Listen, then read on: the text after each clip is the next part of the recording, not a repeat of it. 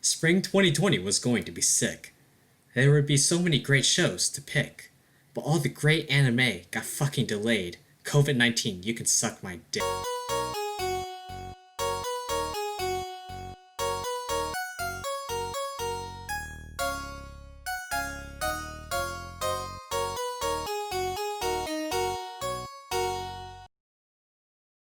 I remember watching I don't remember if it was like Gagak or the Anime Man, and he said that he doesn't watch like much anime besides for YouTube because it just feels like a job and all that. Oh, And okay. and now I totally get that. Even though there's nothing in this, we get no monetary gain for this whatsoever. I'm just kind of feel in the mode of just like watching shows because and thinking about it for the podcast, but I'm still like enjoying it. I'm not just like shoehorned into I've got to do this solely for the podcast. Mhm. It's I don't know. Anyway, so welcome to RadioTakus. I probably forgot that right after the limerick, but that's okay. This episode, episode 4, we are going to be talking about the spring season of anime for 2020, and I think this season was actually pretty good, despite the delays in some of the more anticipated shows like ReZero season 2 or Garu season 3. As Mhm. much as I hate to say Oh it, my God, sorry, our those were online supposed to be this season. alicization. Wait, Origaru and Risu were supposed to be this season. Oh my Yeah, God, dude. it was supposed to be this season, and that's why, and then it got delayed to next season. So we have those to look forward to next season. So that's a True. plus. But what did you think of this season? Last night when I went to bed, I thought about this, right? Because of course, like if we're gonna talk about this season, we're gonna have to talk about whether the season's good or not, right? So my initial impression was that this season is absolute garbage because I didn't watch that many shows this season, and usually when I don't watch that many shows, it's because the season's trash. But then now that I looked back at I thought about the shows that were airing this season, and a lot of it were sequels or adaptations of mangas. And personally, I don't really watch shows of adaptations that I've already read the source material for. So, for example, like Kaguya aired this season. I really liked the manga originally, but I didn't watch much of the show because I already know what's happening in the show. Um, I think as a person, I care more about the story than the presentation, and if I if I'm already spoiled for the story, I usually won't rewatch or re-experience the story again. I think the only exceptions to the rule were Mob Psycho season 2 because the show was just so well made and so well put together, and there's actually reasons to re-experience the story. One, because I read the manga a long time ago, and two, because it was just so well put together by Studio Bones. And also three, one's art is garbage. So, so yeah, there's always reason to re-experience it. The other one will probably be JoJo. Um, Of but then course, it's again, fucking JoJo. yeah, I'm a big fan of JoJo. JoJo's just a unique case. Understandably, there are also like shows that like you would just want to see in anime form because the original kind of sucks. Because like I Pretty hear much. people talk about like Hunter x Hunter and how reading the manga is basically like reading a light novel with the amount of dialogue in some of the panels, Oh and yeah. I think that kind of thing translates a lot better in anime. And one of the shows this season actually kind of makes me think of that because it's originally a manga and Is it Tower of it's God? no, Okay. that's a webtoon different. But Okay. Nami yo Kiete Kare or Wave Listen to Oh, Me wait, listen. because I cannot pronounce Japanese for the life of me. I'm sorry for all of the things that I'm about to ruin because of my Japanese pronunciation. But Wave Listen to Me was originally a manga, and after watching the anime, I don't know how it survived as a manga. I'm gonna be straight honest. Like, there's not much in the story or the basis of that show that makes me think this would be a great manga. I can only think of it as an anime. Yeah. I think Wave Listen to Me is I mean I would put it in like top three shows this season. It's very well put together. The voice acting is so good, and the visual punchlines are also really good. Like you know what watching the show reminded me of? It reminded me of Hinamatsuri. Have you seen that show before? Yeah, I've seen a couple episodes of Yeah. Hinamatsuri. It wasn't my favorite personally. Like I didn't get I didn't watch too many episodes of it, so I can't speak so much for the entire show. But the couple episodes that I did watch, I didn't really like get the Hmm. humor, and I think that's what kept me from enjoying it as much as other people did. Hmm. So what's similar about those two is that the visual punchlines rely heavily on the characters' facial expressions, and I think both shows have very expressive character expressions, and the voice acting is also very good for Wave Listen to Me, and it makes sense, right? Because it's a radio program. But at the same time, those are production side things that are very nice about the show. But the story itself is also very interesting, right? Because it's a show about adults, but told in a very childish or comedic way. So you have real life problems. You have very mature issues like having to deal with rent, having to face unemployment. But at the same time, those problems are resolved in a very hand wavy manner. So I think it's a very good contrast for the show, and I think that really makes the humor stand out in the show. Yeah, Wave Listen to Me was definitely one of my favorite shows this season. The voice acting was phenomenal. Fun fact, I kind of looked this up, but like the voice actor for Minare Koda, I think that's her last. That's her. Yeah. The main girl. Yeah. Yeah, I know the first Minare is one of them, but I don't remember if Koda is the. But I think that's what it is. Yeah. Apparently, this is like her first like main role in an anime. Like she hasn't had very many major Hmm. voice acting roles Yeah. prior to Looking at the this, yeah. and someone like she tweeted out that people told her that she wasn't going to be able to get a job in voice acting with her style of voice, and I think that she did a fantastic job. It is her job was done beautifully, and I don't think I could have ever imagined anybody better for that after listening to that. Yeah. Just for reference, the only major title that she's worked on is JoJo Part 5, and that's as a supporting cast. Her only other main role was in this anime called Frankenstein Family, which I dropped after one episode. Uh, yeah, so she's quite new to the scene. Yeah, like I again, this show was heavily underrated. And I won't say underrated, but it was underwatched for sure. Yeah, like And I Amel, it think only has that 40K, right? yeah, and I think Um, that's what led to a lower score. so for reference, Mel, Wave Listen to Me has 40K people registered who said they watched the show. The most popular show this season, Kaguya and Tower of God, they both are around 300K.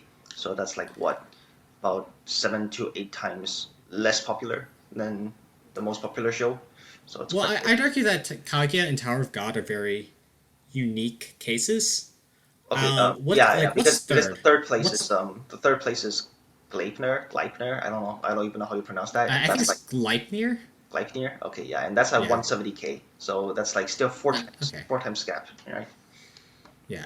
And right here on my other screen, I've got a list of like was it 13 shows? Yeah, 13 shows Oh, is that how many you that aired watched? this season. No, no. By Oh, God, no.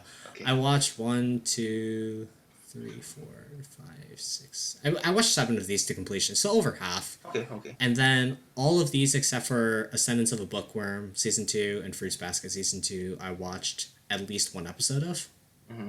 and that's because I haven't watched Fruits Basket. I've watched one episode, but maybe I'll watch it like fully in the future. And Hmm. Ascendance of a Bookworm I've read, so I Hmm. didn't feel the need to watch it, but maybe I will pick it up. Yep, that's why I didn't watch most of the shows this season.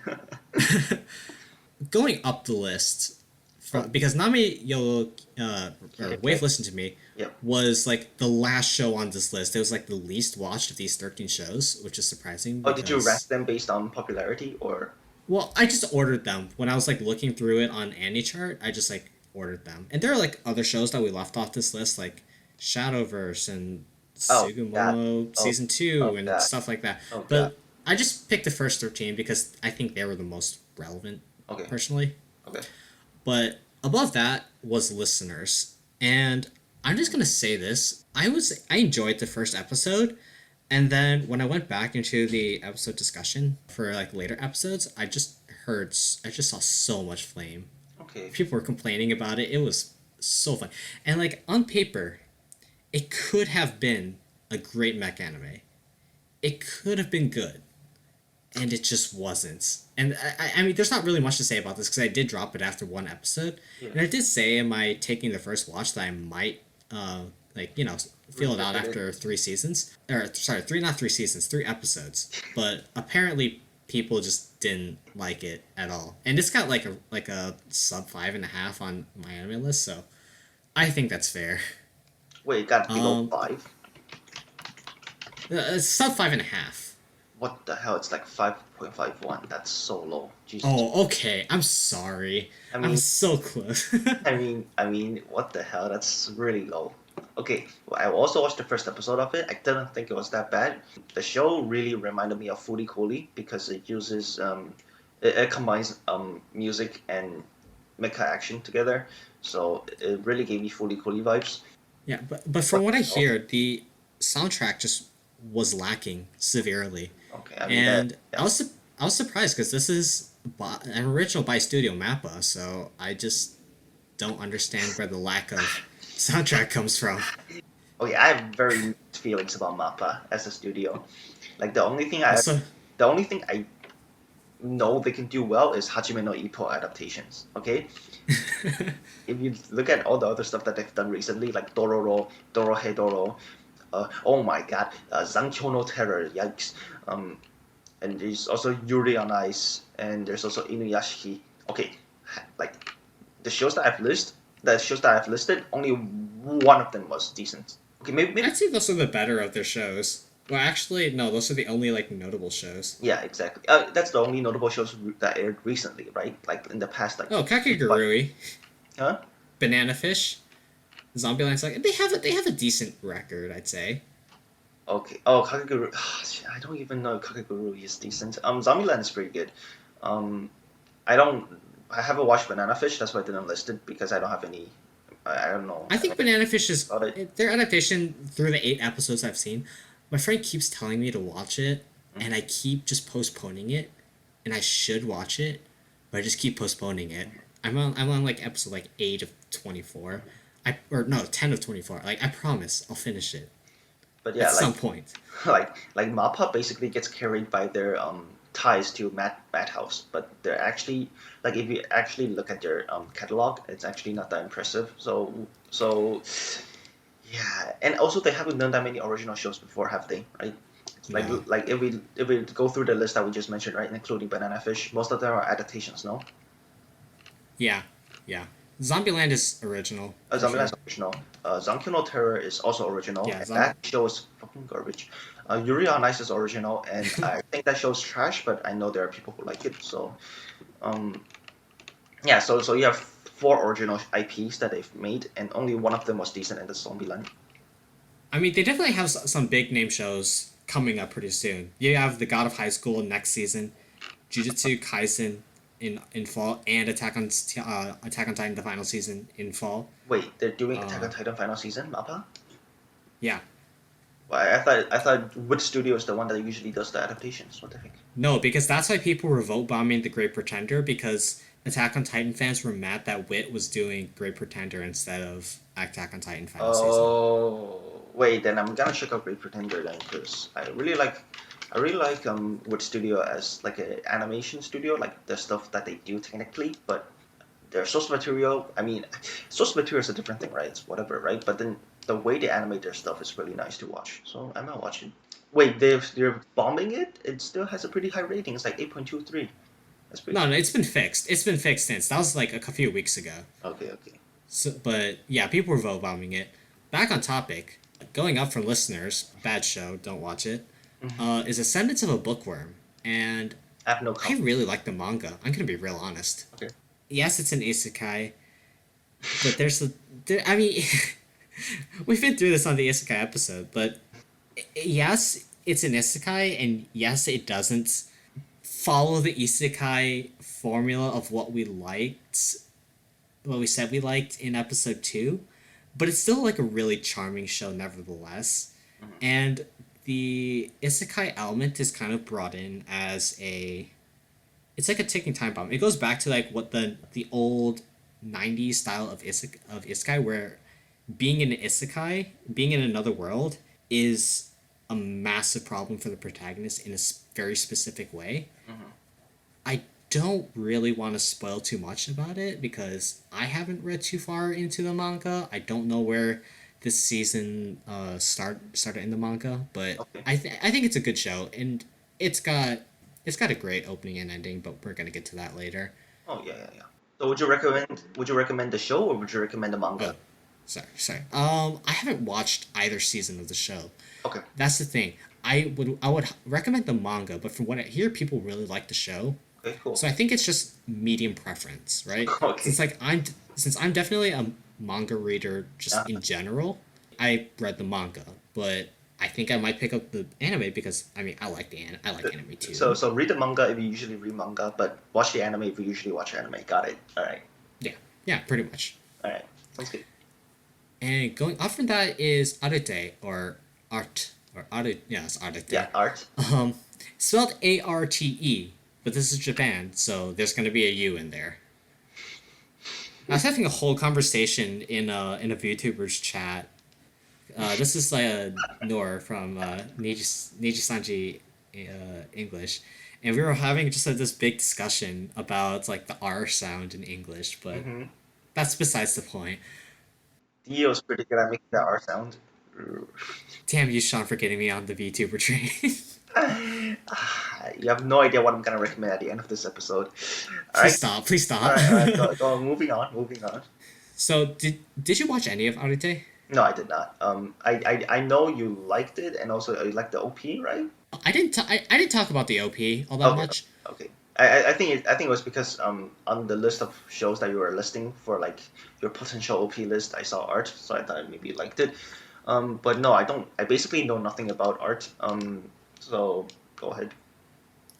Yeah, so Arete was a I think it was originally manga, Yes. and the premise of the story is a woman in the Renaissance period Italy, Mm-hmm. Florence, Italy, Mm-hmm. Mm-hmm. is a noble and she wants to become like a painter and or artist because that's what she enjoys, follow your passion and all that jazz.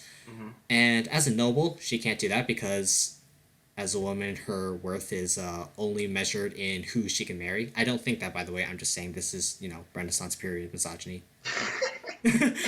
Just to be clear, All you right. All can't right. be. Look, I don't want people to misunderstand me, Yeah, yeah, but yeah. like You you don't know, want to alienate our listeners or viewers. Yep. Yep. no, but like obviously this is a thing that definitely happened No, no, in no. that Of time course. period. Of course. And I think it's just a really great story about like personal growth and like working against literally fighting against the patriarchy. Okay, not literally fighting against the patriarchy, Well, I but mean, like it's fighting more like against the fighting against social patriarchy. norms in general. No. Yeah, and I personally like shows where like the main character works for their reputation, works for their makes a conscious effort. That's what I really liked about Akatsuki no Yona, or at least as much of it as Uh-huh, I've uh-huh. watched. But because the main character is driven to work on defending herself in Akatsuki no Yona, it creates a much more charming character than somebody who's like, oh, I'm instantly OP. And don't get me wrong, I like shows where main characters are instantly OP, but like, for other reasons. Yeah, it's But like like, yep. oh, go ahead, go ahead. Yeah, no, I was just gonna say it's like following a celebrity when the celebrity just came out, and once the celebrity is popular and successful, you're like, yeah, I was there when she started or when he started, right? It's the same thing when watching an anime character who starts off maybe as an underdog, maybe as a person who has less status, and eventually watching her growth and seeing her succeed. It's the same kind of feeling. Yeah, that's what makes the character relatable to the viewers. And watching Arite, the titular character, like struggle through these Hmm. was like it was a really fun watch. I would highly recommend it, and it's kind of one of those like Spirited Away. Oh, we're gonna empower women type shows, but like actually, and does it in a much more like mature fashion because Spirited Away is targeted for kids. Hmm. I mean, actually, Spirited Away is still pretty mature though. Like even though it's Yeah, a yeah. kids directed show, a kids oriented show. Well, maybe not kids. It's more family oriented, so it takes those into account too. Yeah, but I mean, it has a more mature, like general subject matter. I'd say, Less to fantastic, but clarify. more grounded. Yep. Yes, yes. Going up from that is the show called The Eighth Son. Are you kidding me? Is that a light novel? I have no clue. I mean, And I'm just gonna be straight up. This show was boring as hell. It was terrible. I almost considered watching it because I wanted to see where it went, uh-huh. but then I realized that that would just be wasting 5.5 hours of my life. Yep, it's a light novel adaptation. So like, I watched the first episode of it because First go check, taking right? the first watch all deal, Yep. which you can follow my Twitter by the way. Follow that. You gotta give your Twitter handle though. At Oh yeah, at le potato chip, all one word, no underscores, nothing. got it. All right. Yeah, but I watched the first episode, and like they do all that, intro jazz, all that bullshit, and it's another it's another isekai reincarnation show, so whatever. And they got to a break, and I was like, oh, okay, we're halfway through the show. There, nothing much has happened. I assume that's just the exposition. No, that's a whole fucking episode. And I was like, are you serious? There's what? Nothing happened. Dude, it's It like was awful. it's like in RuneScape when you use an item on another item that's not interactable. It just says in the dialogue, nothing interesting happens.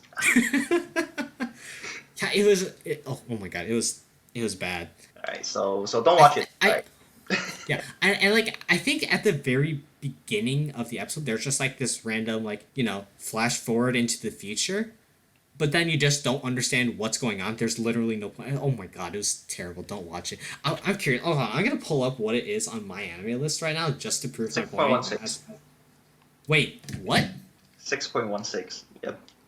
Oh, that's better than it deserved. Holy shit. Yeah, I have the seasonal chart pulled up right now just so I can Okay, get okay. it. Yeah. Going up from that is Princess Connect ReDive. Princess Connect ReDive it's a Cygames game, Yep. right?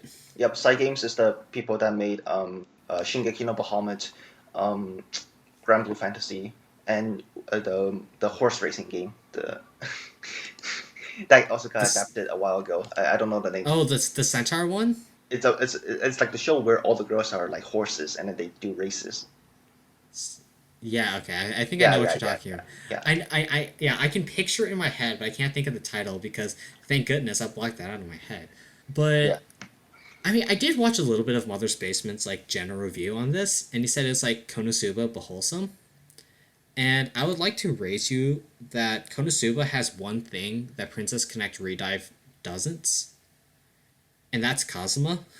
Mm. So like Oh yeah. in both shows you have a main character and you have like three girls and they get into antics and they portray it very well in the first episode But then the main guy is because a blank slate, right? Because it's a yeah, gacha game, and then it has to, be like an empty sheet that the people can project you. Oh yeah, feels bad.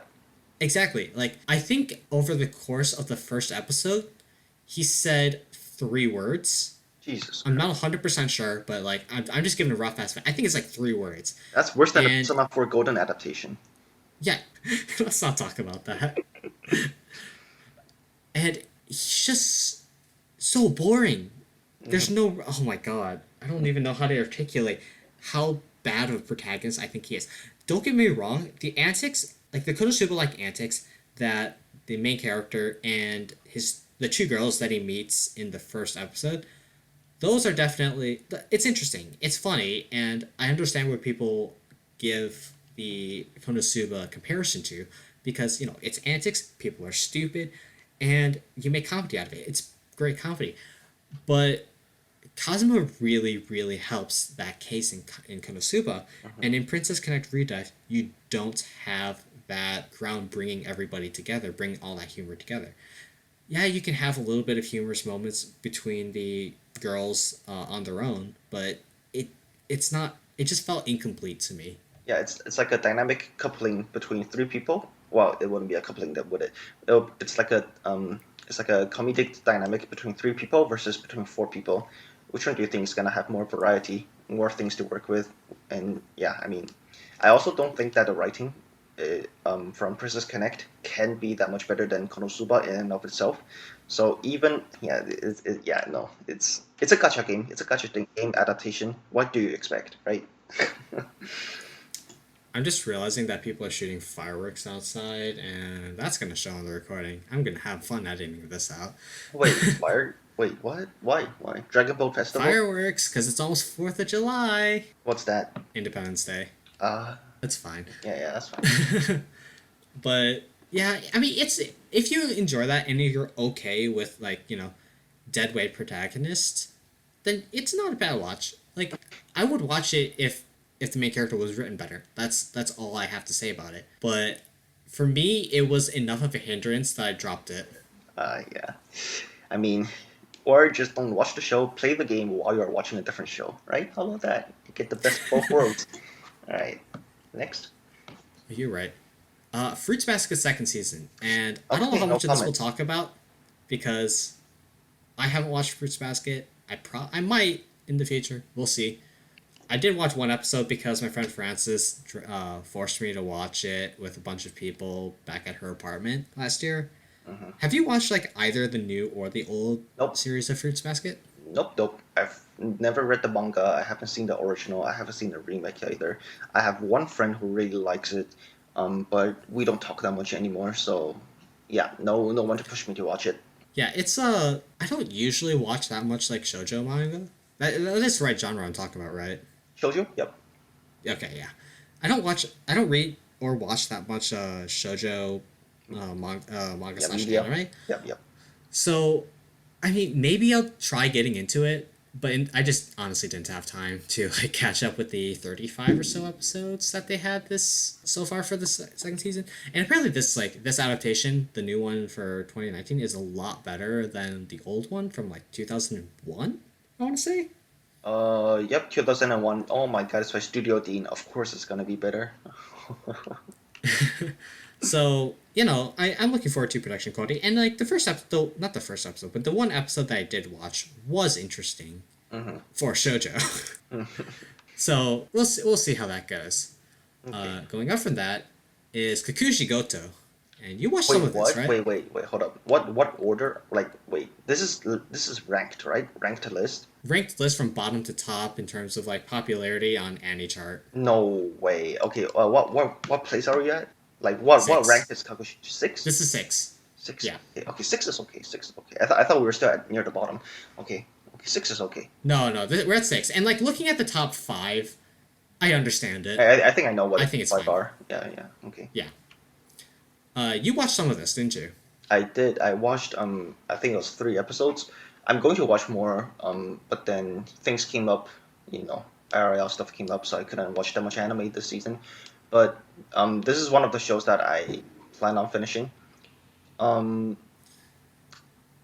so from what I've seen, I really like the show. It has a very Studio Shaft feel to it. So I did go and check who made the show, and they're the same studio that made Ascendance of a Bookworm. Did you know? I did not, and I'm surprised that they would release Yeah, they're pushing out 2 shows. two shows in the same. Yeah, Yeah, 2 shows in um, the same season. Excuse yeah, me. yeah. And also the main character is voiced by Kamiya Hiroshi. Um, I think his other roles are Levi in Attack on Titan. That's both. It was Araraki, right? Yes. Okay, so he's also voiced Araraki from Monogatari, and he's also voiced uh the main character in Sayonara Zetsubou Sensei, um basically the teacher in Goodbye Teacher Despair.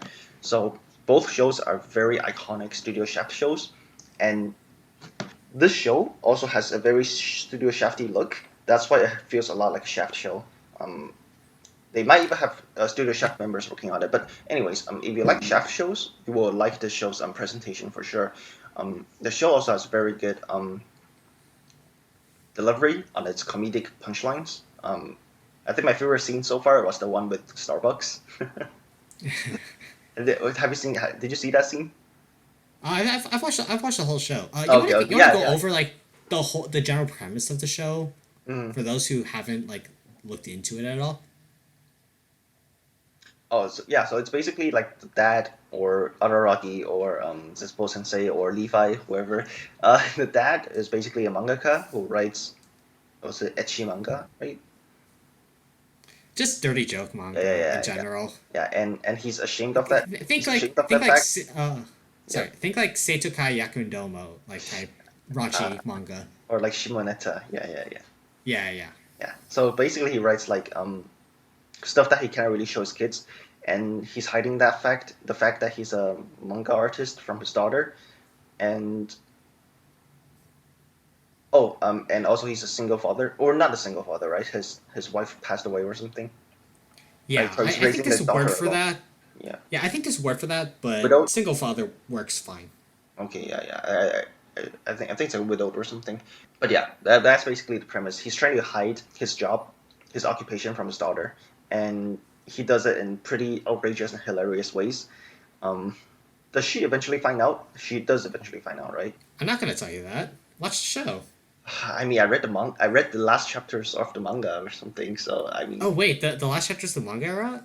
or I not like the end chapters, but like I've seen parts of the manga later on that shows her at the warehouse. Oh, spoilers, spoilers. well, Uh, I mean they tell you that in the first episode that she does go to the warehouse, yeah, so I yeah, don't okay, think it's too much of a spoiler. I don't okay, think we okay, have to worry okay. about it. Um, but I think the difference between the Kagushigoto manga and anime is the manga encapsulates the entirety of her teenage years, I believe, Mm-hmm. whereas the anime is just a back and forth between. Uh, What's like it's flashback and mostly a flash forward? flashback. Okay, Yeah, cool. and it was a great show. It was very like heartfelt. It was funny. It hit all the feels buttons like back and forth, and it was a good show. Yeah. And I remember I showed this to Sean, but the author of the Kagushigoto manga actually came out and said, "Don't care about the manga. Watch the anime. They did it better." And like that's just a testament to how good the It did with the the anime is. yeah. Yes, a lot of the jokes, a lot of like specific jokes didn't resonate with me. That's okay. I can forgive it because at the end of the day, I know I would get some wholesome moment between Kagushi Goto, the titular character, and his daughter. And like that's all I personally cared about. And like the comedy was just a plus, and it was just really nice to watch. Mm-hmm. All right, going up there, we have Hamefura, or I don't really want to pronounce the entirety of this show Oh, name, is so we're that gonna keep on calling it also my game? Hamefura. Yes, it is My Life as a Villainess, All Routes Lead to Doom. Okay, got it. And you read this, I did. and I've Um, read this, this and then I watched it. Yeah, this show is one of the reasons why I thought this season was garbage because I watched the first episode, I read all of the manga, and I dropped the show. So yeah, that really hit my view count this season. But yeah, I mean, we mhm, talked about this in the Isekai episode, yeah, a little bit, a little bit. and it's kind of a mediocre show. Hmm. Like the writing's okay, and you're kind of just here to see what the main character does in a stupid way because Yeah, she's an idiot. I don't know about you. I'm just here for the Yuri, but yeah, it's okay. Oh yeah, I mean like it's nice seeing like a reverse harem because honestly we haven't had one of those in a hot minute, Hmm. and we haven't had a decent one of those in even longer. Well, what was the last decent one? I don't I don't know. I don't think there was. Maybe there is. Oh, maybe I'm just thinking about hentai. I don't know. I don't know. Mm, I think there's another tag that goes under in hentai, but we're not gonna. All right. Back on topic. Back on topic. I think the thing that put me off most about the show was the background. Hmm. And I know it sounds really weird to say, but like when you have an anime style and you have like watercolor, like dot style background, it just really didn't resonate with me visually, and it just got kind of hard to watch Yep. as it went on. Yep. And you kind of can see it in the opening if you don't really want to watch the show, you don't want to look out for it, but you want to understand what I'm talking about. But it just kind of felt really weird. And it's only like outdoors background, so like whenever the main characters are indoors, it's not really that big of an issue. Hmm. But it was just very off putting. Yeah, there's a disjoint, right? There's a dissonance. It's like the characters don't belong in the world that they're being portrayed in. I mean, I didn't watch enough of the show to have that impact me, like from my episode one viewing experience. Like I said, I read the manga mostly, and I just dropped it because I don't think episode one showed me anything special that would make the anime superior to the manga by a large margin. So I think, honestly, if you ask me, I think reading the manga or watching the anime is again a personal preference. If you usually read manga, just read the manga instead. If you usually watch anime, just watch the anime instead. I don't think you will gain too much or lose too much from using either method. Yeah. Yeah, the anime actually does add, I think, one or two like episodes of filler, and that kind of makes me think that maybe it could have been paced differently. Mm-hmm. But I mean, it wasn't not enjoyable. It was still a fun watch, nevertheless. Oh, wait, it's a light novel originally. Yes, it is a light novel originally, Okay, okay. but I just read the manga. No, I just saw the tag on my anime list. I'm like, wait, what? It's a light novel? I read the manga though. dude, with the title that long, how can it not be a light novel? Oh man, you're right. You're right. You're right. You're right. I mean, that's because we always call it like Hamefura or Ultimate Game, dude. It's Yeah, you're right. That's we fair. shorten it. We shorten it too much. All right. What? Yeah, What? I So mean, so. Yeah. I think my overall verdict of it was that it was a decent show. Okay. Yeah. Uh. If I were to finish it, I'd probably put it about the same. I'd probably put it like in average or too low, depending on production value. Yeah. I think Kikushigoto was a better show than Ultimate Game. That's for sure. Yeah, and remember that this is on popularity, not Yeah. Of course, not of rank. course. But no. Like we all know people on the internet has garbage taste, so I it mean, makes sense that the popular. to be Yeah. fair, so do we. Oh, I don't know, man. Some of the degenerate stuff that you see on like the anime ranking charts. Oh god, they're so cringe, dude.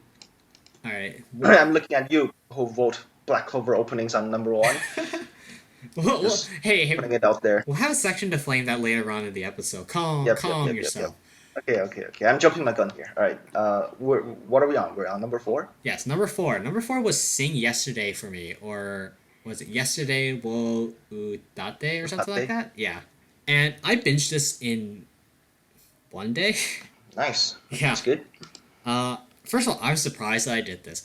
And I think the biggest takeaway is that it reminded me a little bit of Nisekoi, but not for like the whole like premise of the show, right?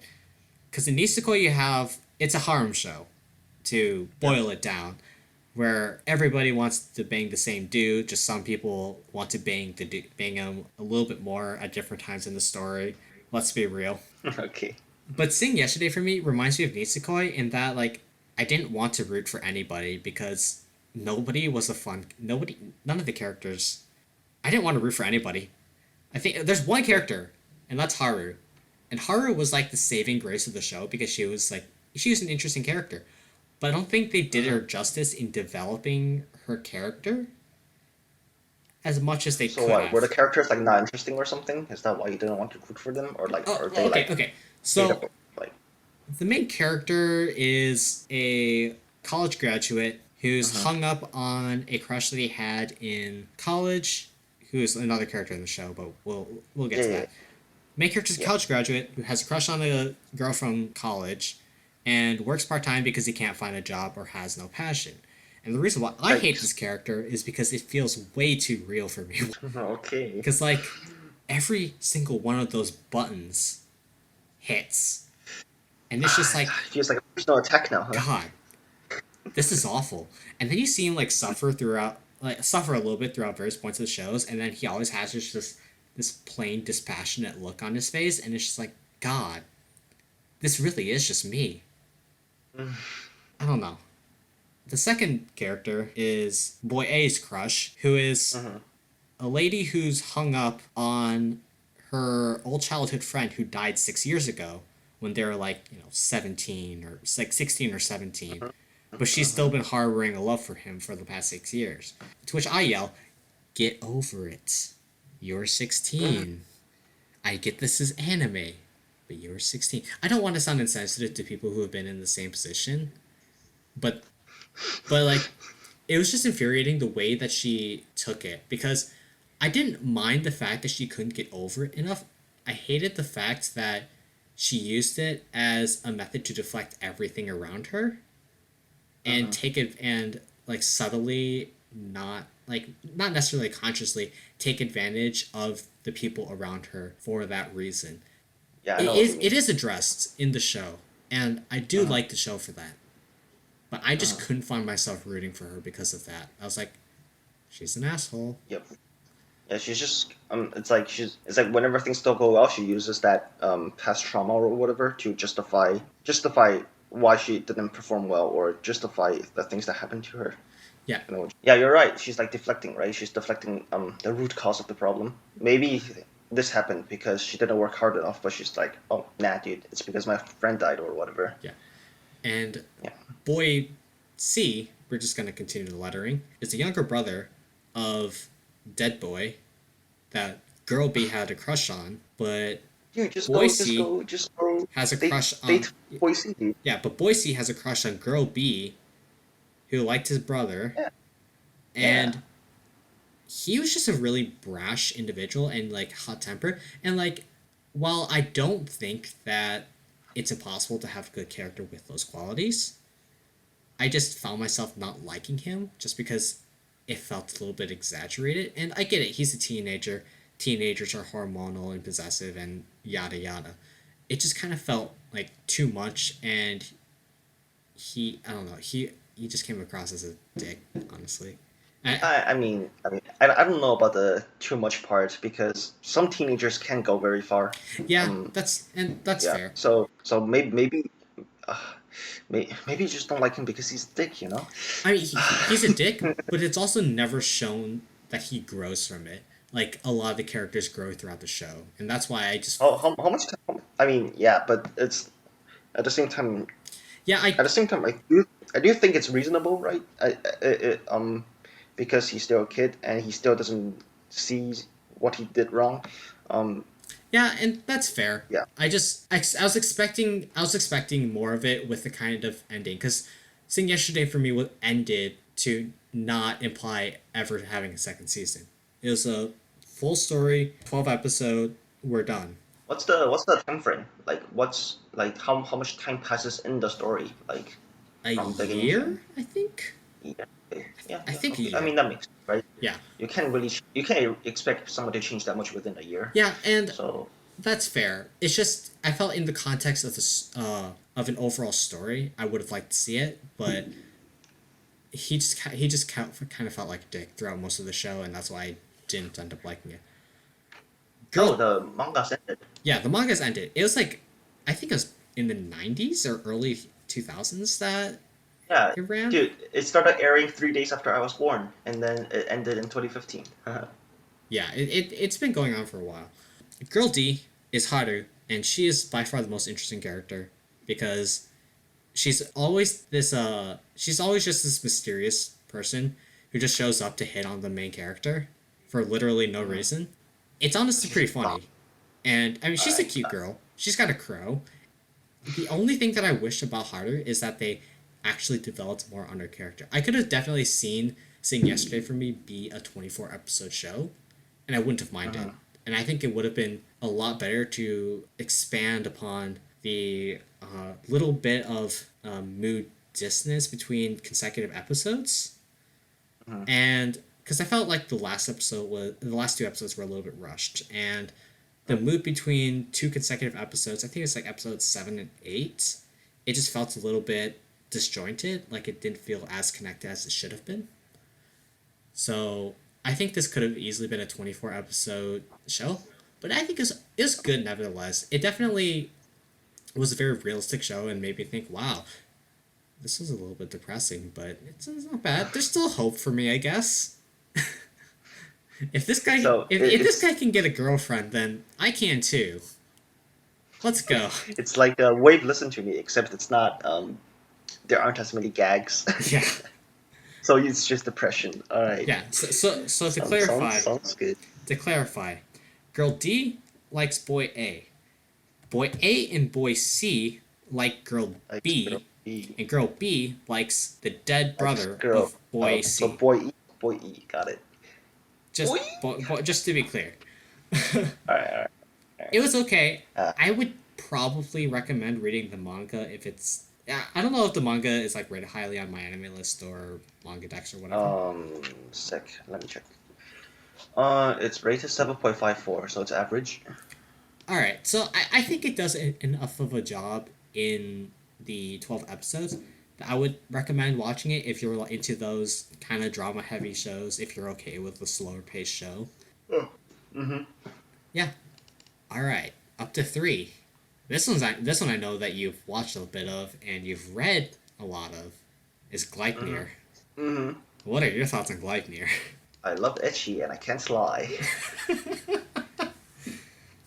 Otherwise, honestly, the show's garbage. The plot's garbage. Everything about it is garbage. Honestly, the art's not even that good, but Boobs. it's edgy, right? It's edgy, yeah, it's edgy. So, if you want that kind of stuff, go for it. Otherwise, it's not a show for you.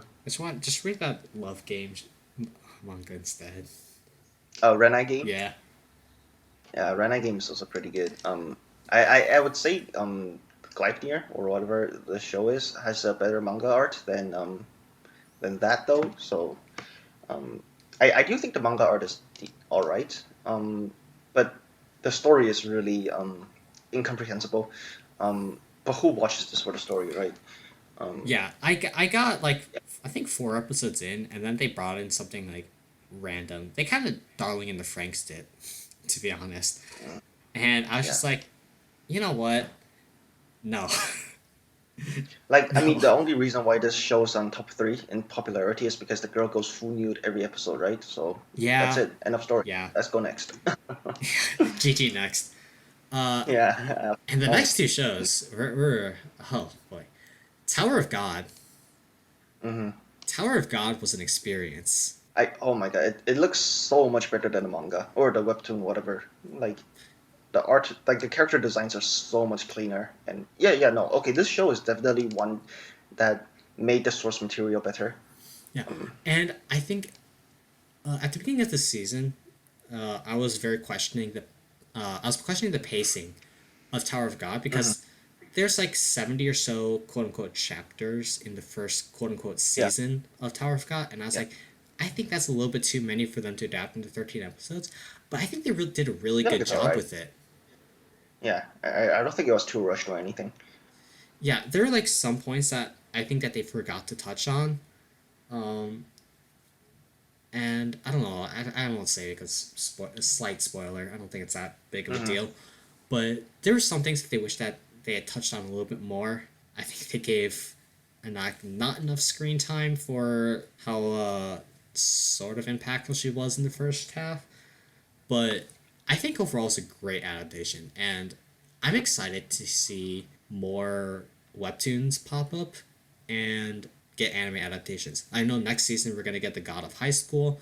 I really hope we get solo leveling because as much as you said that you couldn't get into solo leveling, Uh-huh. the art is the art was great, and I really want to see that become an anime just for the art and animation, and I hope they don't I get mean, shafted if that ever does become a thing. I mean, just just to make sure we're still, having realistic expectations. If the art of the source material is good, the adaptation is probably going to be worse, right? Because Tower of God webtoon didn't set a very high bar to begin with. That's why it's very easy for the adaptation to overachieve or to exceed our expectations. So please ground your please ground your expectations, everyone. Okay. If solo leveling does get adapted, I'm just saying. And to be fair, like the action sequences of the Tower of God webtoon are not that in depth. Like there aren't Hmm. too many of them, and it's reasonably drawn. It's not like over the top, and I think that translated really well into the anime. But Hmm. the greatest part about the show was just following it week by week. Even though I had already read past that point in the webtoon, just Yeah. watching people's reactions to the various things and the way they adapted rock was great. and they really turned it into truly anime, and I love that about Tower of God. You finished it, right? Yeah, I finished it. I finished the. I think this show. So it's Tower of God, Wave Listen to Me, Kakushigoto, and Baki 2020 are the only 4 shows I'm going to finish this season. So yeah, it's one of them. Don't you have literally one episode left in the last Which one? show on our list? Kakushigoto? Wave Listen to Me? No, no, no, Baki? no. The one show that we haven't Oh, talked about. Kaguya? Yeah, No, I've only seen like 7 episodes. but Kaguyasama season That's two, number 1 on the list, by the way. number one on the list. We keep giving A1 Pictures shit for the amount of stuff that they Because take they on. deserve it.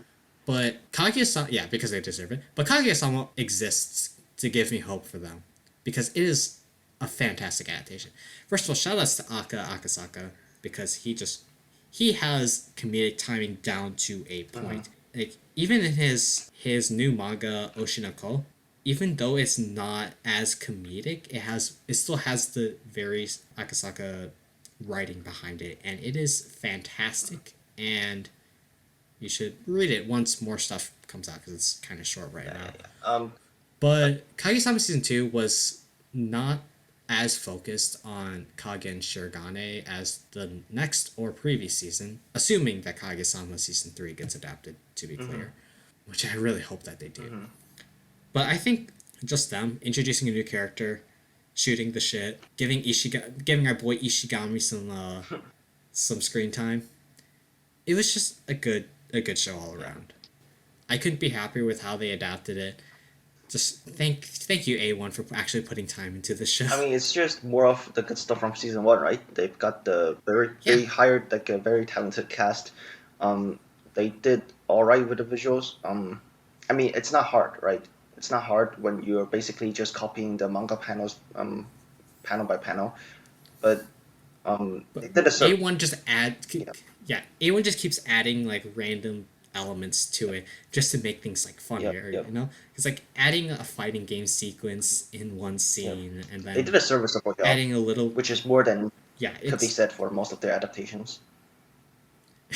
Oh, by the way, did you know Kaguya-sama season 2 is the highest rated show out of all A1 Picture productions? So for reference, not surprised. number 2 is Your Lie in April. Number 3 is Okay, that makes sense. Neverland. And then you have Space Brothers and wait, they made Promise. They made Promise Neverland. They did. Oh, no, I think they were a collab partner. So I think it was a mix between A1 and Cloverworks. I think Cloverworks did the most of it. But then because they were collabed, A1 got a piece of the cake, I guess. Yeah.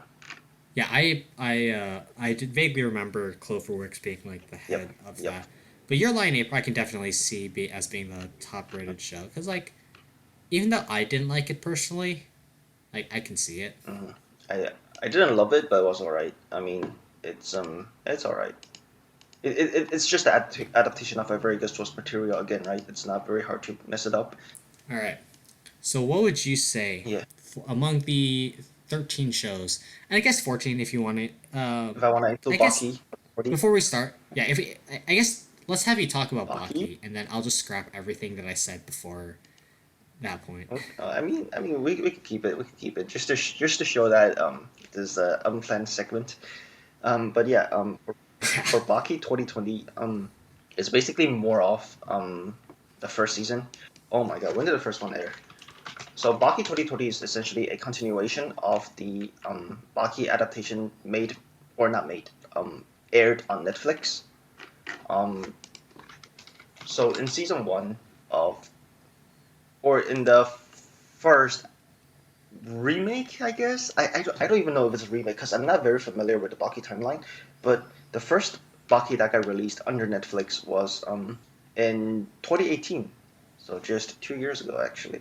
So they made an adaptation about like the world's deadliest prisoner arc, and Baki season 2 or Baki 2020 is a direct sequel of that arc. It's basically more of the same stuff from season 1, except this season uses way less CGI which I have no idea why, because this season supposedly is harder to animate stuff in because of Corona. But they did it, right? They did it. It has less CGI, yay. But the really standout thing about Baki is that really it's really just a revival of a pretty much dead genre at this point. So like it's a very hyper violent, over exaggerated, and over the top martial arts anime. Hyper violent, it's already hard to find, right? The only ones that I could think of these days are the JoJo adaptations and maybe Berserk, but like Berserk 2020 does not exist, so let's not talk about that. Um, I think we need more gory shows, to be yeah, honest. Like not even like horror gory shows, but yeah. just like violent gory Yeah, shows. and I think one that goes under the radar for hyperviolent shows is Terraformers, which I was really a fan of in season one. But in season two, they decided to censor everything and just cut down on the production value. And season two is garbage. Don't watch it. Just watch season one of Terraformers, and if you like that, you're probably gonna like Baki season two. Um, Baki's As a yeah. viewer of as somebody who's watched interspecies reviewers, I am on the anti-censorship train. Yeah, pretty much. Censorship is lame, dude. What's the point of censoring? If you're gonna watch a show, you probably know what you're getting yourself into, right? If you don't, then you're an uneducated viewer, and you should change your ways. Okay. Anyways, so what Bucky season two also does that is very reminiscent of old action shows, not necessarily old martial arts shows. Is that it includes a lot of trivia, like useless trivia. Like they'll give you some like random historical fact, and they will turn that into a martial arts move. Or So would it be like little pop up the little interjected segments in pretty like much, Eurocamp where it just gets like, oh hey, little point about camping, and then here's what they show, and then where in Baki it would be like, oh here's the history of a move, here's him doing it, pretty much. like that. And they will also give you like some random biological fact, and they'll be like, oh, and this is why this martial arts move works, right? Yeah, yeah, no, it's a very fun and over the top show, and also it's very hard to come across martial arts shows these days. If we get a Begin with. Kengen, I think it's So what Kengen Omega, I think it's called. is that Show. is that the one that also aired this season? No, I don't think there was another one Mm. of those shows, but I think there's like a manga called like Kengen Uh-huh. Omega or something that is martial arts based that could receive an adaptation. Uh-huh. I'm not 100% sure. I'm uninformed. So for anyone who's seen Kenichi, like History's Strongest Disciple, Kenichi, I think that's the English name. Baki is essentially more of the same thing, but more violent, okay, and less edgy, okay. Yeah, so All right. So back to what I was going to say before I remembered that you watched Baki and enjoyed Mhm. it, and very deprived you of some much needed audio time that you definitely didn't get in the MOBA game. So, what would you say is this season's anime of the season? anime of the season. Anime of the season. In terms of common I would consensus, say, and I will yeah, say, I will say that like anime of the season will mean whatever you interpret it to okay, be, right? So if you want to award anime of the season to your favorite show of the season, yeah, sure. yeah, yeah, If you think it should be the most culturally yeah. impactful show, go I get it, I ahead. get it, I get it. So I'll say this, right. So um, the most the contenders for anime of the season are probably going to be Tower of God or Kaguyasama for most people, because they're the most popular Yeah, shows. I think Yep, I don't think it can be anything else yep. personally. And they appeal to a wide range of audiences. One, because Kaguyasama is a very good comedy, and okay, Kaguyasama is a very good comedy. Tower of God is a very good fantasy, and those two genres accommodate to a wide range of audiences, and their production values are also both very nice, right? So I don't think it's that bad of a problem to give the award to one of those shows. But I think by funneling all the votes onto those shows, you would also overshadow all the good shows. I think if I were to give my vote, Yeah, for I sure, would for sure. give it to Wave Listen to Me, because like, okay, if you want to hear about it, like if you like Kaguya-sama and you like Tower of God, you're gonna like it no matter what I say. And if you've never seen those two shows, you're probably gonna hear from it from other people. There's no reason for you to listen to our podcast then, right? I feel like not only as a anime of the season award, like it's not just important to give an anime of the season award. It's also important to give something that our audience can take that is different from general public opinion, because if you just want like a general opinion, right, you can just look on Reddit, you can just look on whatever anime community that you have.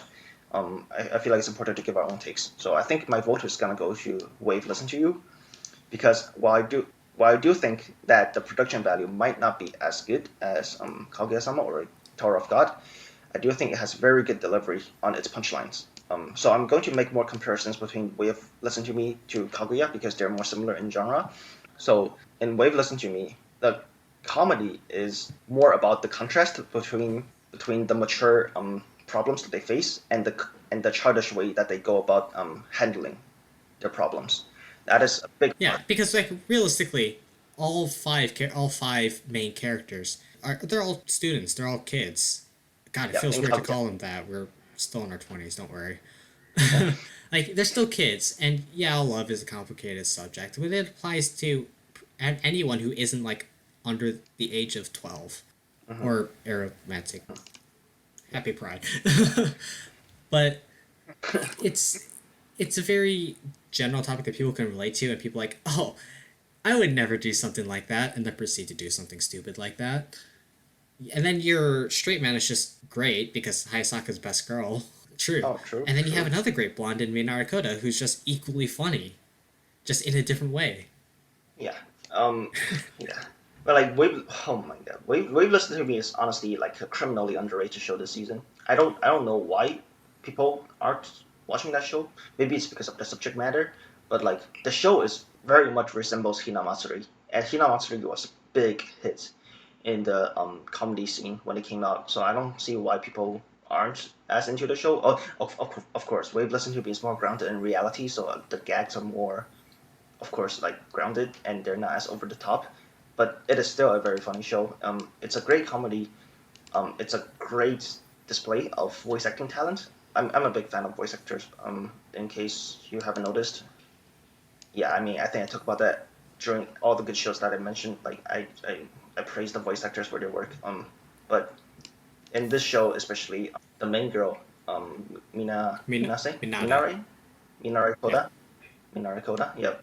She's a basically a radio show host, and it really shows. Like if you listen to voice actor interviews or voice actor events or programs, they often host their own radio shows, and if you listen to those, you'll see that Minare has a lot of things in common with actual radio hosts in Japan.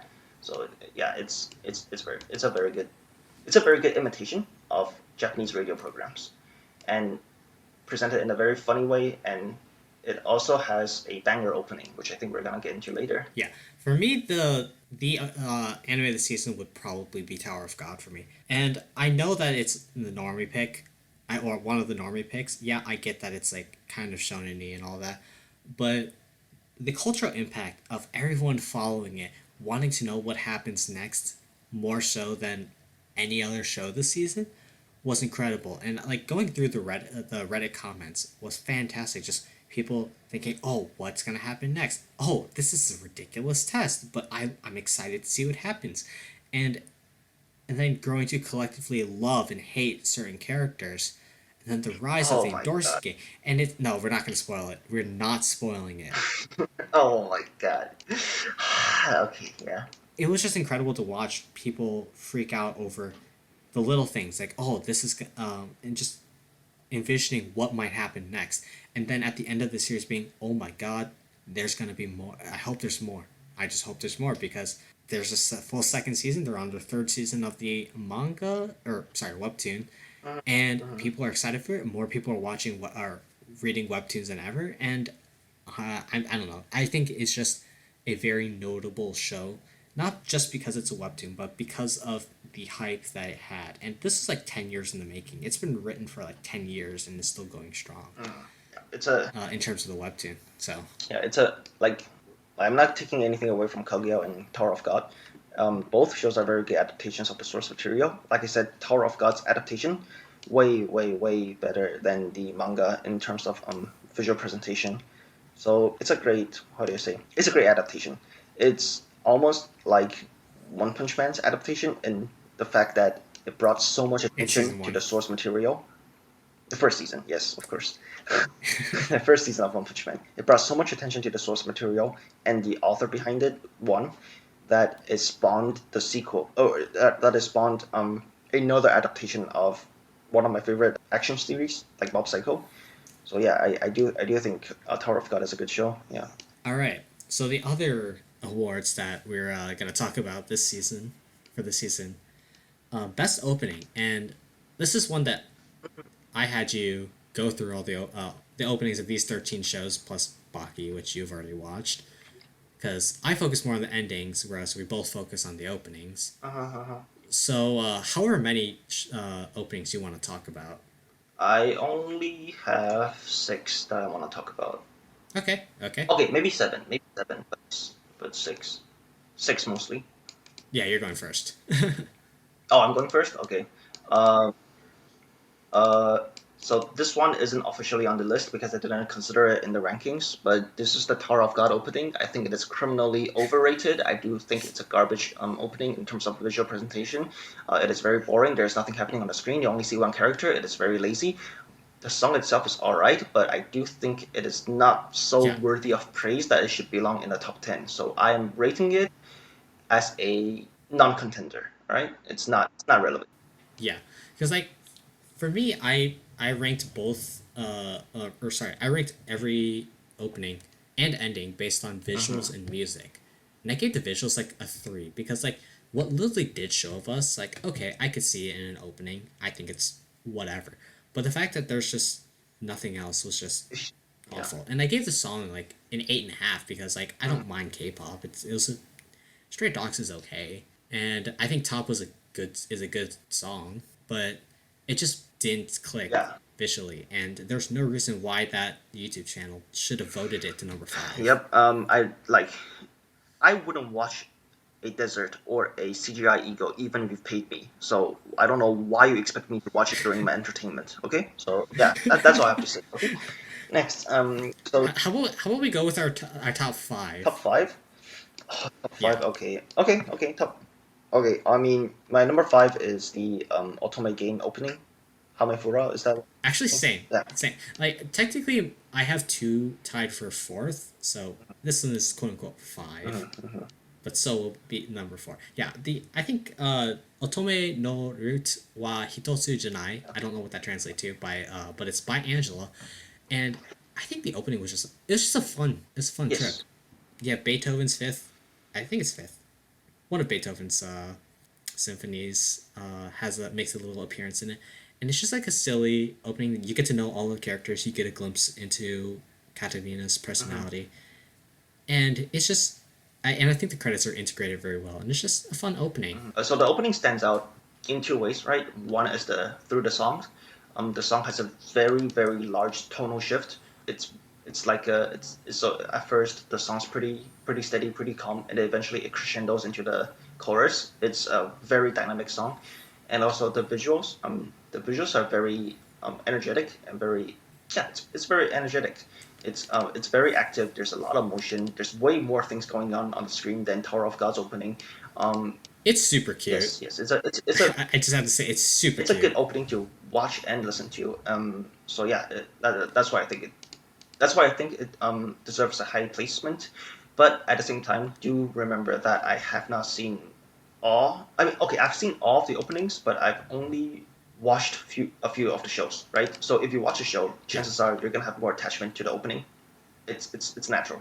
That's just how it is, right? Because you have more. It's the mere exposure effect. If you're exposed to something more, you're probably gonna like it more.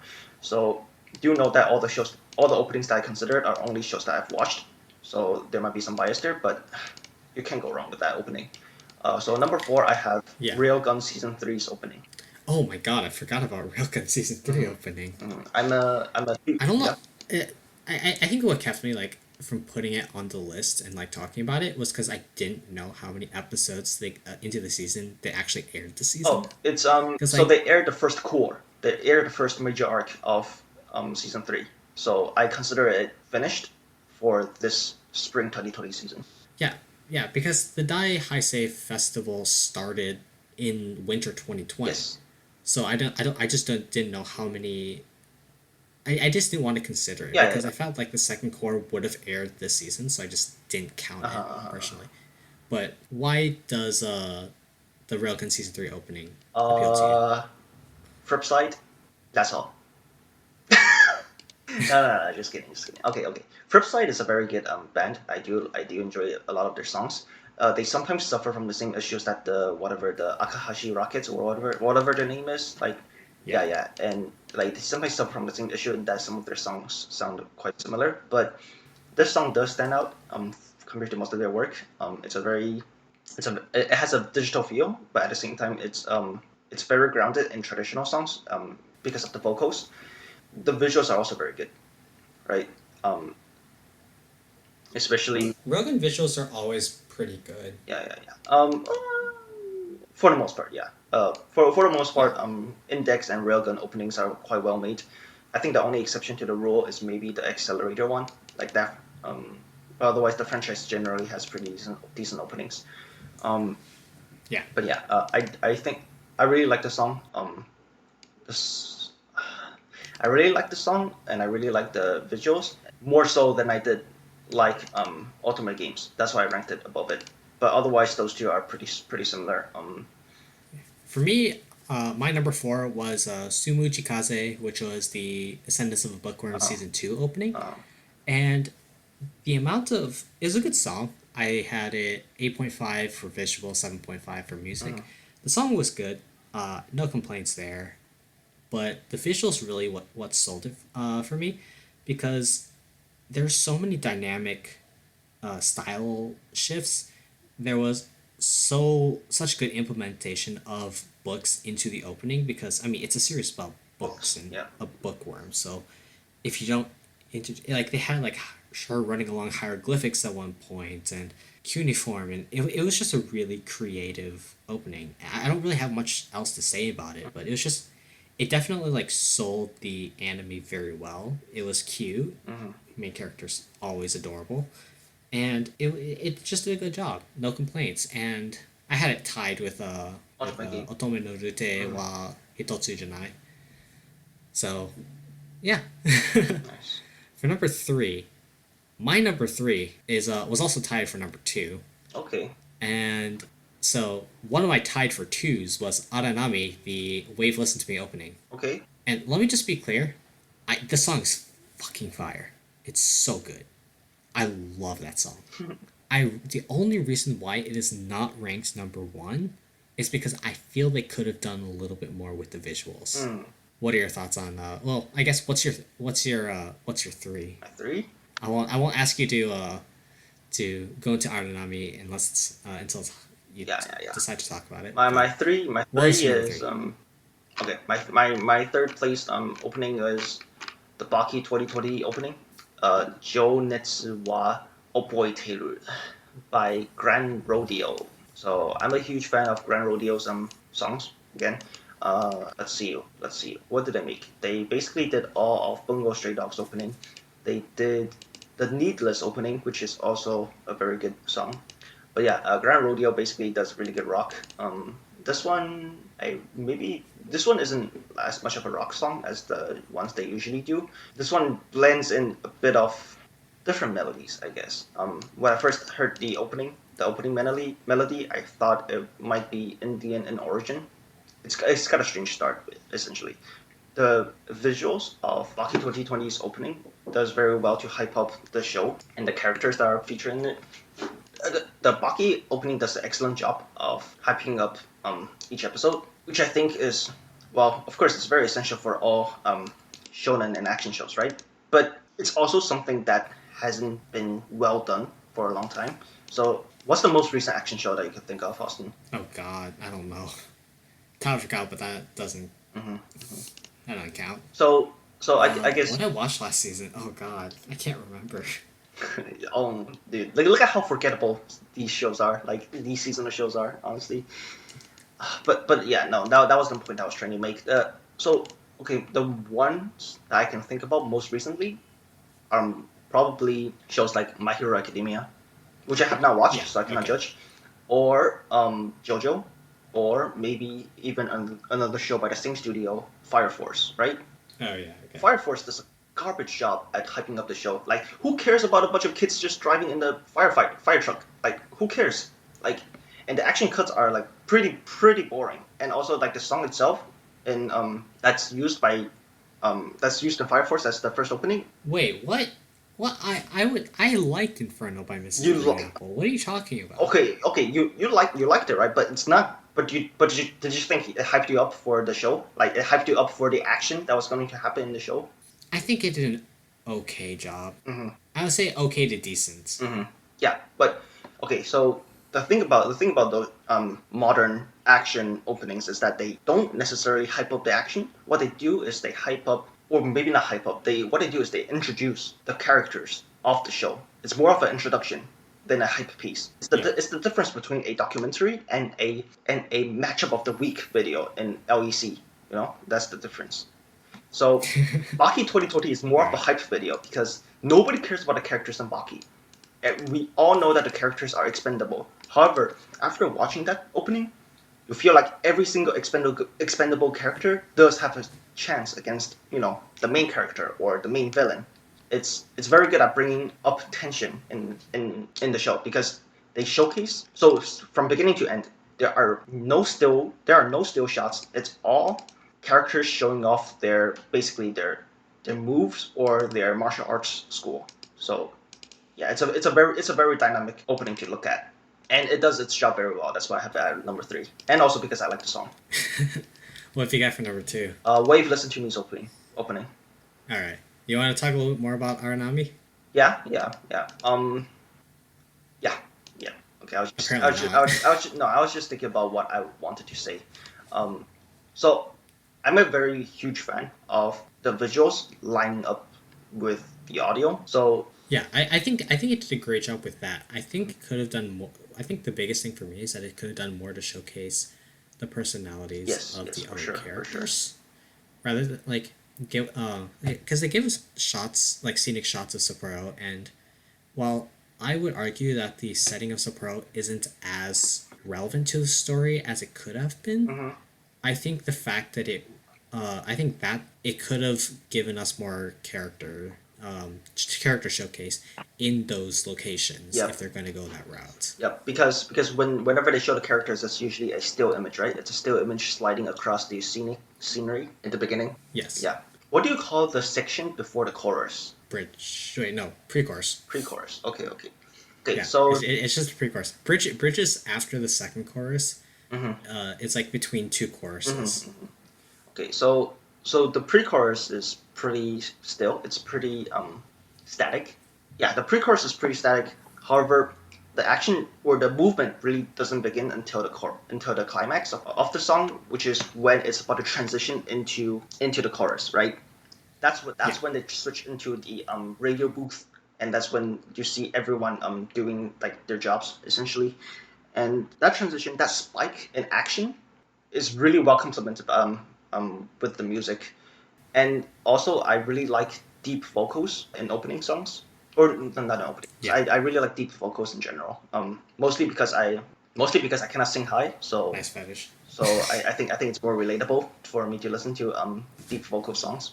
But yeah, the song itself is very nice. It has a very nice flow to it, and this song is actually, when I first listened to this song, I do think it's very similar to Kikushigoto's opening. However, I think this song has a much wider range of dynamics. So there's more ebb and flow in the emotion of the song. Yeah. Which is why I placed the song's rating above Kikushigoto, which I had at number 6. It didn't make the list, unfortunately. But this song has a very interesting composition. The only song that might do more with like how the song's how the song's composed is probably Otome Games switch in genres essentially. Yeah, it's like three different shifts or 3 different genres and like 4 different shifts. Yeah, pretty much. That's like the only song I'd say that technically outdid Wave Listen to Me's opening, but otherwise Wave Listen to Me has a very well composed song. Yeah, it kind of reminds me of like early 2000s like rock. And like it's very refreshing to hear in like this era of like very heavily R&B and rap focused or like digital Yeah, or like basically electronic music or yeah. It that feels very kind of. raw and like natural, and I It's a really breath of enjoy it. fresh air. Yeah, it's great. Mm. I'm guessing my number two is your number one at with Daddy Daddy Do by Masayuki Suzuki and Ari Suzuki, right? Yep, that's my number one. Yeah, and it's a great opening. It's so good. Mm. I think like for me the song doesn't hit as hard as Love Dramatic for me, the first season's opening. Oh really? Yeah, but Okay. the visuals just play like a chapter from Akasaku's manga. It's just hilarious. It shows everything right, and it's just so cute. You see good expressions on all the characters except for Osaraki, who's always stone faced as usual. But who cares? Um, it's just a really cute opening, and Mother's Basement one is really deep depths on this opening. So I don't know how much I can realistically say that he hasn't already. But you have Hmm. any other thoughts on it? Yeah. Okay. I can say what I liked about the opening. I do like the again. I like songs with deep vocals. However, I also really like songs from older eras, I guess you could say. So, for example, "Smile Bomb" from Yu Yu Hakusho's opening. It's also is one of my favorite songs. That song came out like ages ago, right? I really like songs from that era and Daddy Daddy Do. Daddy It Daddy just Do. hits the soul note in you. Like it just as Yeah, every pretty much. Masayuki Suzuki song does. Pretty much. Yeah, it's a great song. The visual comedy is also very well done. Yeah, it's just a good song. It does everything very well, and I feel like the top three that I have are all about the same. They each fulfill their own roles very well. They each have very good, very well made songs that fits my own taste, and the visuals are all very well presented. And it was kind of hard to differentiate the three, but however, I think what really separated them was the production value. So Baki 2020 had honestly pretty poor production value. That's why it was at the lowest because it looked good, but it didn't look as good as the other two. A Wave Lizard 2B's opening looked good, but it didn't have that much of a narrative until the The climax chorus. essentially. But then Yeah. Kaguya basically has a story of its own through the visuals, and that's what made it better than the other two. Yeah, so my number one was Chisana Hibi, which was Kagushigoto's opening. And I Mm, know you had it at six, but I like yeah. Chisana Hibi more than Daddy Daddy Do and Aranami personally. Mm-hmm. Because it doesn't necessarily tell a story, but it gives you like it's like a slice of life in its own Yeah. slice of life. It gives you a glimpse into their life. Yeah, for sure. And you get some really wholesome moments, and like this is coming from a guy who's so like subscribed to wholesome hentai on his second Reddit account, so like Hmm. you know what I'm here for. Hmm. Okay. And it's just really wholesome opening, and the way that it was animated and visually presented in the first like opening first few seconds of it was incredible, with the leaves changing colors to from was it pink to green to orange snow. It Yeah. was like it was really well animated, and it was great, and the song's really good too. To be fair, Yeah. like Yeah. the The song's song's good. really good. The problem is that the top anime openings YouTube, they only put the chorus in the little 20-second clip that they do because that's the most recognizable part of the song. But that was like It's moronic. the undoubtedly worst part of the opening in terms of like the Yeah. visual presentation. So it Yep. got shafted in that regard. So But I think overall it was a much more enjoyable opening to watch because it just hits all the wholesome feels for me. so the strength of Kakushigoto and I would say Baki as well, like those two openings, is their what do you say it was? The pre-chorus. The pre-chorus Pre-chorus. leading up to the chorus. So the highlight of Kakushigoto for me was the pre-chorus, so the slice of life moments, leading up to when he takes up his pen and points it to the paper. That perspective shot of when the pen is approaching the paper was really well made, and it's also timed with the climax of the song very well. That's my favorite part of Kakushigoto's opening. For Baki's opening, I would say the pre-chorus is the best part because the pre-chorus is where they showcase all the cannon fodder's special moves and that gets you hyped up, and also that's the best part of the song. right? Okay, so yeah, that's Yeah. that's what I have to say about Baki. But yeah, Kakushigoto's opening is very well made, but I don't like the chorus. I'm gonna say this alright. I don't like the chorus, but I do like the other parts of the song. Okay, I think that's fair. And I think if you had liked the chorus, it definitely would have been like higher on It the would have list. it would have made it into. I don't know if it would have made it into top five actually. Okay, It depends on okay. how much you like the chorus. Yeah. It will be a tough fight between it, Railgun, and Ultimate Game. It'll be yeah. I'll just say that. I mean, you probably didn't have that problem because you don't have Railgun. So Yeah, I mean, you also liked it enough to put it at number one. So yeah, you just didn't have a problem with it. yeah. And now it's time for my monologue because you don't care about EDs. Ah, yes. So funny thing, I had 4 songs tied for number 2. So that's your so you have your top five, right? You have number one and you have number twos. Yeah. All right, got it. So I'll just briefly go over the endings Mhm. because endings aren't as flashy as openings. They're just like kind of like a cool down, if you will. But you know, like of course, right? Of course, endings aren't as flashy as things, but they Yeah, are still definitely standout pieces, right? I yeah. mean, one of my favorite There's songs is Sugar Song to Bitter Step, which is an ending, yeah, right? yeah. Yeah. They're still important and the visuals still matter. And like that's what kept me Mm-hmm. from putting stuff like putting Sing Yesterday for me second opening because like I just didn't think that it felt the aesthetic of the rest of the show, even though I liked the Mm-hmm. song. So tied for 2 was Pride by Harumi, which was the Wave Listen to Me ending. And that's another one where I think that they could have done more with the ending other than showcase the manga art and have Uh-huh. still images. I thought it was still a good song. It was still. I think the way that they presented the manga art was good, but I still think they could have done more. Mm-hmm. Also, number 2 was Ephemera wo Atsumete, which was the Ascendance of Bookworm ending, and I think the stylistic difference was very very interesting because it kind of felt like felt. I don't know what exactly it is, but the stylistic difference and the way that it was just a fun, cute ending really sold me on it. Mm-hmm. Kimi wa Teneniro by Ichi Otaki, which was the Kagushigoto ending. And Mm-hmm. yeah, it's just more wholesome stuff. You know, I'm always here for it.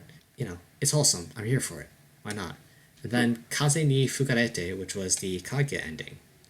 Kaguya hitting number 2 on all accounts. I think the thing that's I liked most about the Kaze ni Fukarete ending was how it changed over the course of the show because for the first 2 episodes where Ino's not in it, she's kind of like facing away from the rest of the student council. But as the series goes on and she gets more and more accustomed to the rest of the student council, she faces it. Uh-huh. Ishigami smiles like during and after his arc, and those subtle changes and the fact that it's like great representation of Kage's relationship to the rest of the student council made a really good ending. But my favorite, Mm-hmm. number 1, was Kako ni Naka ni Tori by Yornis, which was the first Sing Yesterday for me ending. And the song was godlike. Like the song was great. The opening fit with the themes of the shows, and even though it wasn't like animated per se as much, it still fit, and it made the most sense out of all the endings. So shoutouts that I would like to give would be to the Eighth Son, who had garbage opening and ending, which is impressive because I thought the show would be the worst part of it, and then the openings and endings were actually worse than that. Oh man, dude. Yeah. Tower of God, Shout out to Death March opening. yeah. Yep. Slump, which is Tower of God's ending, which had same boring visuals. I mean, it's more. I think it's more unforgiving in an ending, but I still would have liked more. And the listener's Yeah. opening, which was it was just too much. Yeah, I don't know what to make of it. All right, and last It's a categories. 5.51 for a reason. Yeah. Yeah. Just saying. So last categories. Who were best boy and best girl of the season? Oh, I didn't know we were doing that. You go first. All right, I would have to give my best boy vote to Kun from Tower of God because like Mm-hmm. Oh, normally I okay. would say Ishigami, but Ishigami was introduced last season of Kaguya, so I don't want to count him. Ah, I see. And then every other male character. Okay, I guess the only other contender I would even consider is Kagushigoto. Yeah, Daddy. But Kun was the bro. He was looking out for Bam. He knew what he wanted to do. He executed. He is the man with a plan. Best girl? Ooh, best girl It has to be racial, right? Shut up. There are a lot of contenders for best girl this season, to be honest. In my life. So Okay, yeah. True. Miko Ino, because Miko Ino's adorable. I mean, it's basically Kaguya and Tower of God again, right? Oh no, because like some people would argue Claire Aoki or Aoki Claire, I don't remember which is her first last name, from Gleipnir, and I would I would like to argue No. Just because she gets naked doesn't mean she's best girl, okay? Haru from Sing Yesterday for me, which like, okay, if you vote for that, I could see it. I just wish that they did more. Arute from Arute, if you like that show enough like I did. And then Minare Koda. But my best girl also is from Tower of God. And like as much as I don't want to jerk off Tower of God too much. And Dorsey is great. And Dorsey was just so great. Half horn. Not like yes. Okay, like and Dorsey and Yuri were both great. Princesses of Jihad. Like those are my top. Those are undoubtedly two best girls this season. And Miko Ino's like right there, like 0.01 behind them. But like and Dorsey. Wait, what about Ayasaka? Ayasaka was introduced last season. Ayasaka's already a league above. Oh yeah. You said But Ino was introduced this season. Yeah. Okay, and Ino was introduced this season. Yes. But and Dorsey. Okay. And Dorsey's my best girl of spring 2020. Okay. You bought me some time. Best boy. Yes, boy. I haven't seen that many shows this season, so I'm gonna go with Mato from Wait, Listen to Me. He's just a funny old guy. Not husbando material though, sadly. So an old fart with a recorder and a radio business. I mean, honestly, he's funny as hell. He looks like somebody I would end up becoming when I'm older, just like an old troll, I guess. But yeah, I don't really care about best boy category that much. Not gonna lie. I mean, and if I choose, it's probably not gonna be because he's a good-looking person. It's probably gonna be because his personality appeals to me somehow. Best girl though, I mean, honestly, Tower of God's cast is has a very tight competition, right? Yuri is really good, and Dorsey is also really good. And Ox sucks. Rachel is very good. Cap. Can I pick the daughter in Kakushigoto? Sure, if you want to. You lolicon? No. I'm just joking. It's a prank, guys. I'm not a lolicon, I swear. You sure about that? FBI, open up. FBI, stop. I don't know. Okay, so I'm not saying I don't know because there are too many girls to choose from. I'm saying I don't know because none of them stand out to me. I'm gonna go with Yuri from Tower of God. All right. I like her design more. Yeah, because like I'm just going off look. Like for me, like Yuri has the better design, and like she doesn't get enough screen time to be best girl. She does not get. Yeah. No. And she's very assertive though from the timestamp where she does appear, but she doesn't get that much development. Yeah, but she's in the anime. But she's just like in the scenes that she's there, she's like badass as hell. Yeah. And Dorsey has like definitively the better personality, because she actually has a personality that's shown. Mm-hmm. But she's just like she also covers for the main guy, dude. Yeah, but she's like slightly worse on the looks. I'm not saying that she doesn't look good. She looks good, but like slightly worse. Yeah. It's like they're both great because Princess Jihad are great.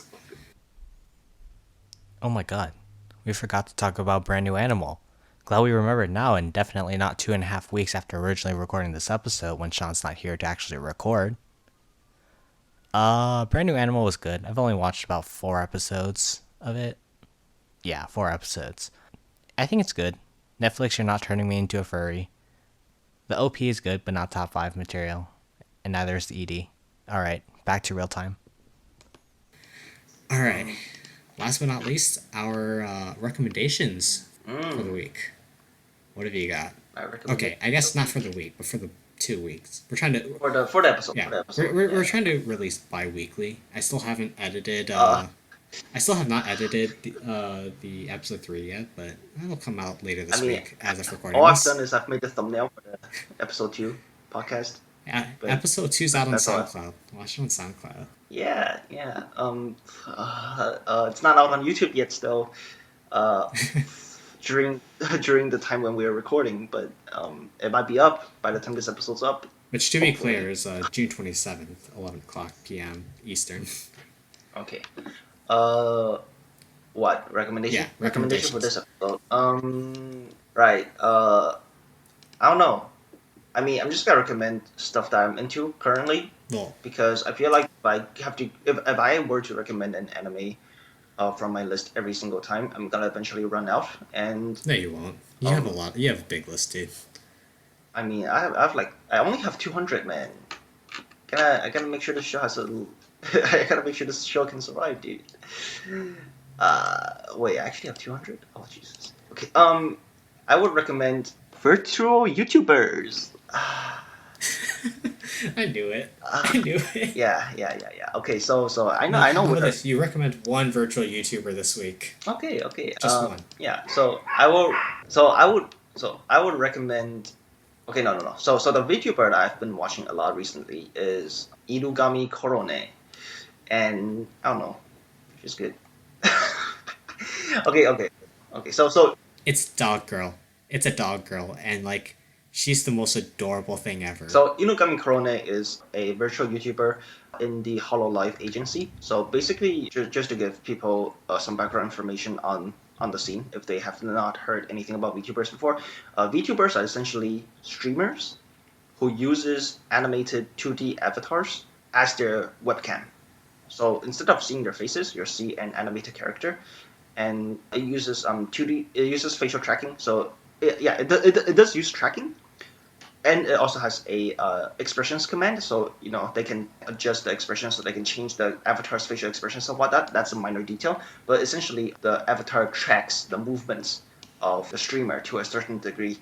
So yeah, it's basically streamers who uses anime avatars to stream. Hence, it is related to this podcast somewhat, I guess. But Inugami Korone is also endorsed by Aka Akasaka. Yeah. Oh yes. Okay. Anyway. So Inugami Korone is a virtual YouTuber under Hololive. Hololive is a virtual YouTuber management agency who tries to how do you say? Hololive. They just manage. Yeah. Hololive is an agency that tries to foster virtual idols. So think Kizuna Ai, but under an agency. So ones that you may have heard of from Hololive are people like Shirakami Fubuki. Who else? Minato Aqua, Tokino Sora. Those three are very popular. They have like, with the exception of Sora, they have like 500k plus subscribers on YouTube or something. Sora has like 300k, but that's because she doesn't do gaming content as much. Like she doesn't do as much streaming content. She does more idol stuff like singing and album making and whatever. But Korone, she's a very good and very avid gamer, and she plays a lot of retro games. So like old Mario games. She played Dragon Slayer just a while back. She beat Dragon Slayer without using hacks. Okay, no. So the full story is she tried to clear Dragon Slayer the game. However, she couldn't. But it was like an anniversary stream or something. So she had to stream she promised to end the stream only if she beat the game. So she cleared the game by using hacks. And then the very next day, she felt so bad about it, she went back and cleared the game without hacks. That's how good of a streamer she is, okay? She's great. She's funny, and she's also trying to learn English, so you can go visit her stream. That's definitely the biggest draw for me, is like, aside from like how cute she is as a personality, it's just how open she is to like trying to learn English to reach the overseas crowd, because she's just adorable. Hey guys, She's potato. Yep. No, like she's great. She's also very funny. She's got a very infectious laugh and scream. Actually, I would recommend putting her at like half the volume you usually watch YouTube videos in, just in case. With headphones in. Yeah. Headphones it's optional. Headphones is optional. She's safe for work for the most part, right? She's not like Tsukino Mito or someone, or Matsuri. Yeah. I mean, definitely go check out her channel. If you're worried that you cannot understand Japanese or what she's saying, because most Hololive streamers stream in Japanese because they're from Japan. You can watch translated clips of her. There are plenty of it around because she's one of the more popular ones overseas. So she has plenty of clips around. So you can go just type Irugami Kurone into the search bar on YouTube, and there will be a lot of English subtitled clips. So just pick your poison, honestly. Yeah, my recommendation this week would be VTubers, and specifically Irugami Kurone. Alright, I have 2 recommendations this week. One is Tonikaku Kawaii, which is going to get an anime adaptation in fall, I believe. It's just a feel-good fluff romance. You know, getting past actually dating / marriage part is always a plus. And it's just like a very nice fluffy manga. And if you want not fluffy manga, you get Boys Abyss, which is my second recommendation, which is about Swiggity Stressy, everybody's fucking depressy. Nice. And I hate it because it's so, how do I say this? Everybody's fucking depressing. And I don't know, it's just thrilling to keep like watching, but it's just, God, I hate it, but it's so interesting at the same time. I don't know how to describe it. But spoiler? Yeah, no, it's no spoiler. It's just it's hard to explain without spoiling, Okay. and it's hard to explain why I hate it and can't stop reading it at the same time without spoiling it. You just have to trust my word for it. Yeah, he just likes to hurt himself. Feels bad. All right, until next episode, take care and stay degenerate.